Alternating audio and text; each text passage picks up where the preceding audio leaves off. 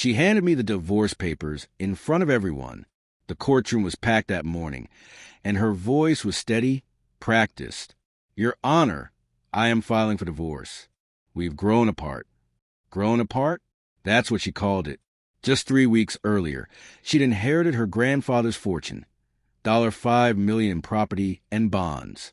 Overnight, she'd gone from yoga pants to silk blouses, from our shared Toyota to test-driving Bentleys. When I asked if we were still okay, she looked straight into my eyes and said, "A high school graduate doesn't fit my lifestyle anymore." I didn't argue. I simply said, "You're right." And for the first time in years, she smiled, not with love, but like she'd just won something. That was the moment I knew exactly what I had to do. When we met, she was 24, broke, and terrified of failing. I was working double shifts at a construction company, paying off my father's medical bills. I remember her first apartment. Mold crawling across the ceiling, a faucet that never stopped dripping. She cried the night the landlord cut off her water. I fixed it. When she wanted to launch her design business, I took out a personal loan, $72,000 under my name. She said, "We're a team, baby. One day we'll make it big." And we did. But once the money started rolling in, her words changed. Ours became mine. She hired assistants, then a personal trainer, then a lawyer. By the time her grandfather passed, she had stopped wearing her wedding ring altogether. The first hint came through her phone, an email she'd left open.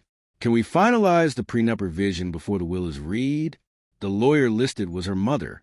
I stared at the screen, feeling nothing but icy clarity.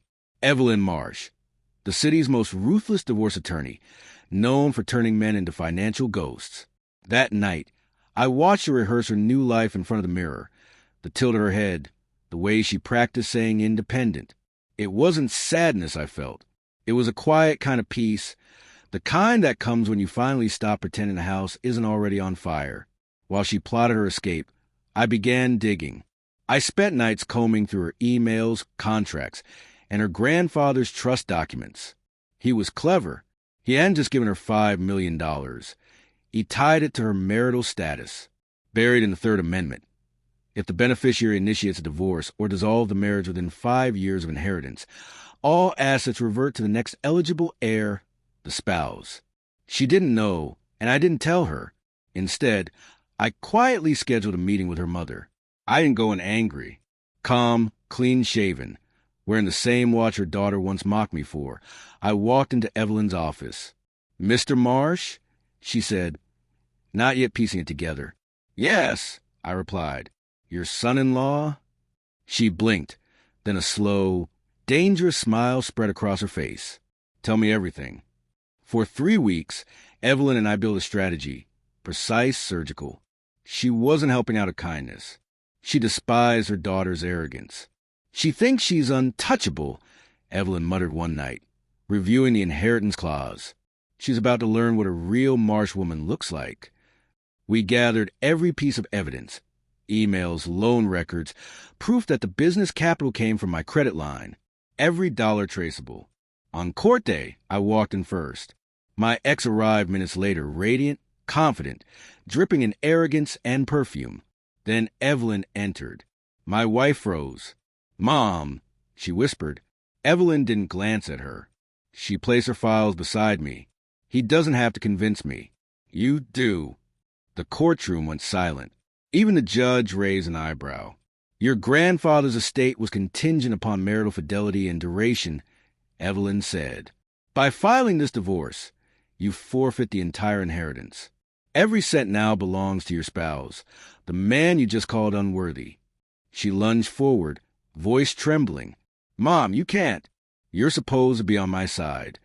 Evelyn's tone was sharp, surgical. "I'm just not your side." My wife turned to me, tears blending with disbelief. "You knew," she whispered. "I read the will the night you started drafting your divorce," I said quietly.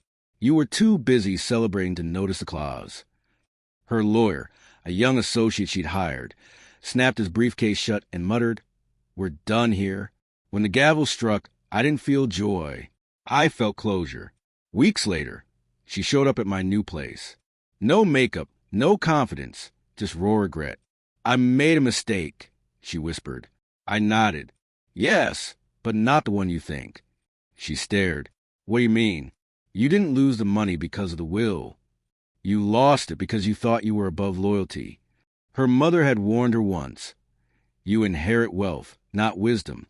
I watched her walk away, slower this time, as if the weight of $5 million had finally caught up.